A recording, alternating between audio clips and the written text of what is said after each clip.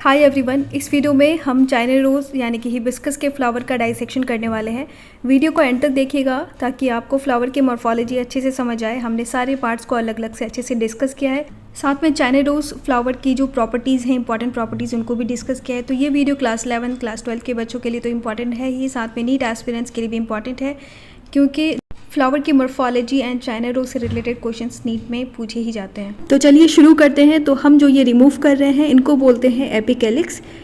ये पतले पतले लीफ लाइक स्ट्रक्चर होते हैं, ठीक है। ये कैलिक्स को सराउंड करते हैं। अभी आपको समझ में आ जाएगा जब कैलिक्स समझेंगे।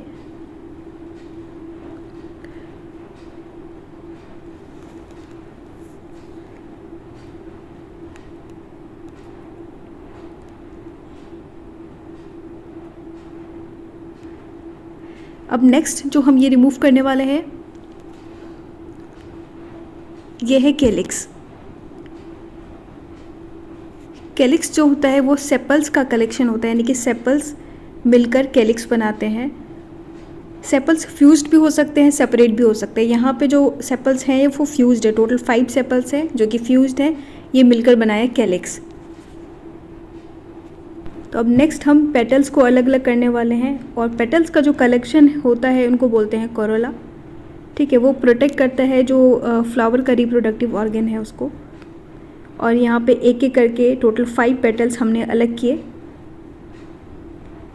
तो चलिए अब चलते हैं मेल रिप्रोडक्टिव पार्ट यानी कि एंड्रोशियम की तरफ। तो आपको पता है कि चाइना रोज़ बाइसेक्सुअल फ्लावर है, यानी कि मेल फीमेल पार्ट एक ही फ्लावर में होंगे। तो ये जो हम अलग कर रहे हैं, सबसे पहले ये है एंड्रोशियम यानी कि मेल रिप्रोडक्टिव पार्ट को। तो अच्छा, एक इम्पॉर्टेंट पॉइंट यहाँ पे ये है कि जो चाइना रोज़ यानी कि हिबिस्कस फ्लावर का जो एंड्रोशियम यानी कि मेल रिप्रोडक्टिव पार्ट होता है उसका नेचर होता है कि वो मोनोएडेल्फस होता है। इसका मतलब ये कि देख सकते हैं कि एंथर्स तो फ्री हैं यहाँ पे, बट जो फिलामेंट्स हैं यानी कि जो एंथर्स से जुड़े हुए पतले पतले थ्रेड लाइक स्ट्रक्चर होते हैं, तो वो यहाँ पे मर्ज होकर के एक सिंगल बंडल बना रहे हैं, वन बंडल, जिसको बोलते हैं स्टामिनल ट्यूब। अभी वो एंड में आपको समझ में आ जाएगा अच्छे से। और भी तो इस तरीके से हमने जो एंड्रोशियम है उसको अलग कर दिया, और अलग से ये गाइनोशियम भी आप देख सकते हैं साथ में। ये है फीमेल रिप्रोडक्टिव पार्ट गाइनोशियम। अभी एंड में हम सारे पार्ट्स को लिखकर फिर से रिवाइज करेंगे, तो एंड तक ज़रूर देखिएगा। अच्छा, ओवरी के नीचे से ये जो हमने स्ट्रक्चर रिमूव किया ग्रीन कलर का, ये है डेंटल यानी कि पेडिसल बोलते हैं इसको।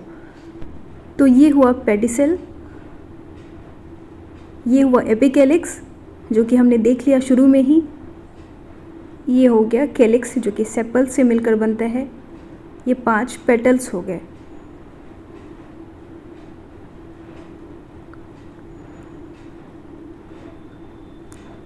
और अब देखिए मेल रिप्रोडक्टिव पार्ट के पार्ट्स को।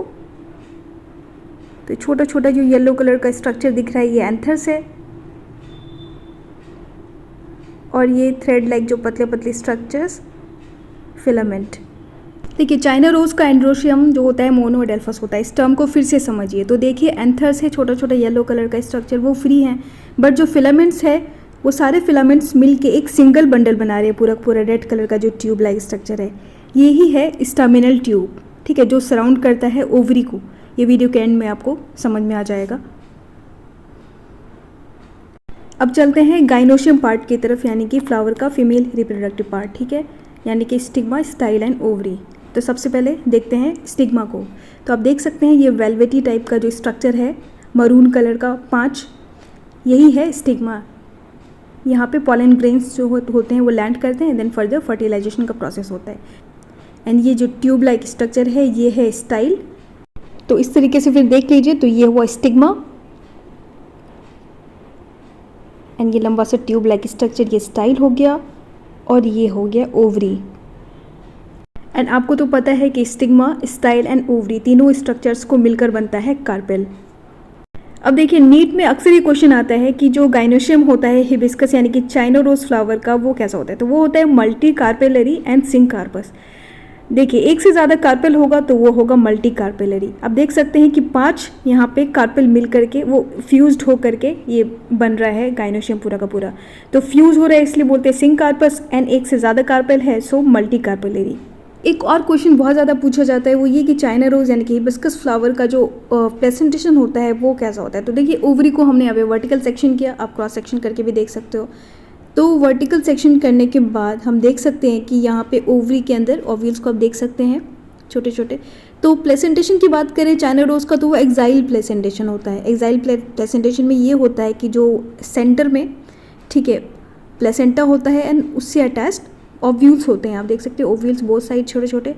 आपको और अच्छे से समझ में आएगा, खुद से ट्राई करके आप देखना और इसको ट्रांसवर्स सेक्शन में भी कट करके देखना। हमने भी किया था यहाँ पे ट्रांसवर्स सेक्शन में। आई होप कि आपको दिख रहा होगा, समझ आ रहा होगा। तो इस तरीके से सेंटर में यहाँ पे है प्लेसेंटा एंड चारों तरफ आपके उससे अटैच्ड ओव्यूल्स हैं। अब जैसे कि हमने आपको बताया था कि हम आपको दिखाएंगे स्टैमिनल ट्यूब किस तरीके से सराउंड करता है ओवरी को। तो आप देख सकते हैं वीडियो में कि ये पूरा का पूरा स्टैमिनल ट्यूब है, ये सराउंड करता है ओवरी को।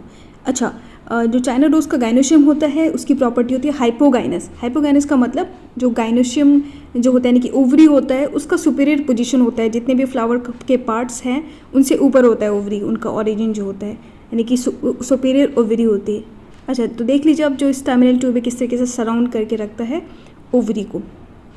तो बच्चों वीडियो यहीं पे एंड होता है। आई होप कि ये वीडियो आपके लिए हेल्पफुल रहा होगा, डाइसेक्शन करना सीख गए होंगे और साथ में ही फ्लावर की मॉर्फोलॉजी आप अच्छे से समझ गए होंगे। वीडियो अगर अच्छा लगा है तो आप लाइक करें, शेयर करें, कमेंट करके हमें ज़रूर बताएं और चैनल पर नए हैं तो प्लीज़ इसे सब्सक्राइब करें। Thank you.